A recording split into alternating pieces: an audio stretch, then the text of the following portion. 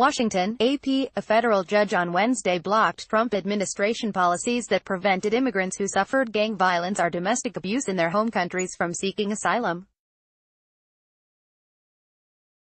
U.S. District Court Judge Emmett Sullivan declared that some of the guidance that then Attorney General Jeff Sessions issued this year cannot be used to determine whether an immigrant has a credible fear of persecution or torture in their home countries, the first step to making an asylum claim in the U.S.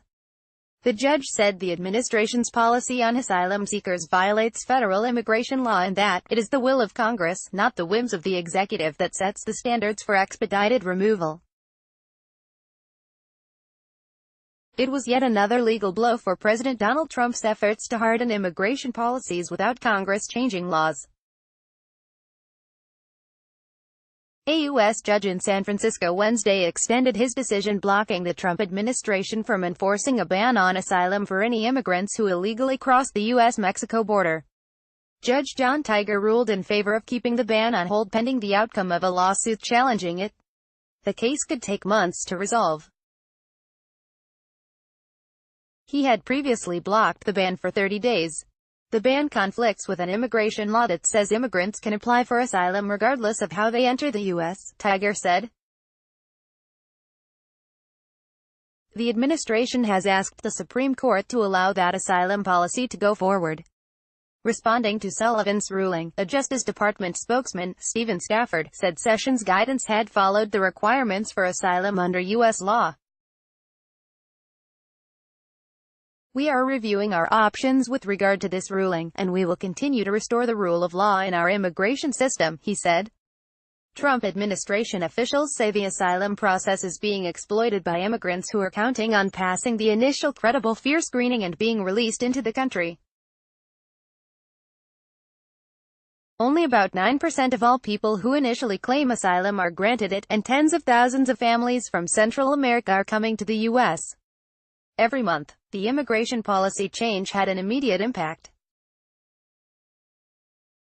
Immigration lawyers say people whom they expected would pass credible fear screenings began to fail them, and lawyers say immigration judges are signing off on more denials during appeals, effectively ending what could have been a years-long asylum process before it began.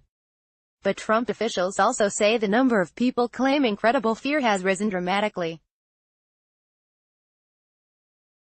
Asylum can be granted to people who were persecuted in their home country or could be persecuted if forced to return. Thousands of people seek asylum each month at U.S. Customs and Border Protection stations along the southwest border. The American Civil Liberties Union sued the government over the June 11 change on behalf of 12 parents and children who were wrongly found not to have a credible fear of return. Sullivan's ruling impacts thousands of cases where immigrants are in expedited removal proceedings. Among the plaintiffs was a woman identified only by a pseudonym, Grace. The ACLU said Grace's partner beat her and her children, and sexually assaulted her and her daughter. Once, the ACLU says, her daughter suffered a miscarriage after he attacked her. The lawsuit says police did not act when she contacted them. The lawsuit says Grace was found not to have a credible fear of persecution. The judge also ordered the government to return any of the plaintiffs who may have been deported back to the U.S., and prevent further deportations. This ruling is a defeat for the Trump administration's all-out assault on the rights of asylum seekers. The government's attempt to obliterate asylum protections is unlawful and inconsistent with our country's long-standing commitment to provide protection to immigrants fleeing for their lives, said Jennifer Chong Newell, managing attorney of the ACLU's Immigrants' Rights Project, who argued the case. The judge who issued the ruling attracted attention one day earlier for his public excoriation of former Trump administration advisor Michael Flynn, saying he felt disgusted and disdainful of Flynn's crimes. He allowed Flynn to postpone his sentencing so Flynn could continue cooperating with investigators and get credit that could allow him to avoid prison. Associated Press writer Sudan Thanawala in San Francisco contributed to this report.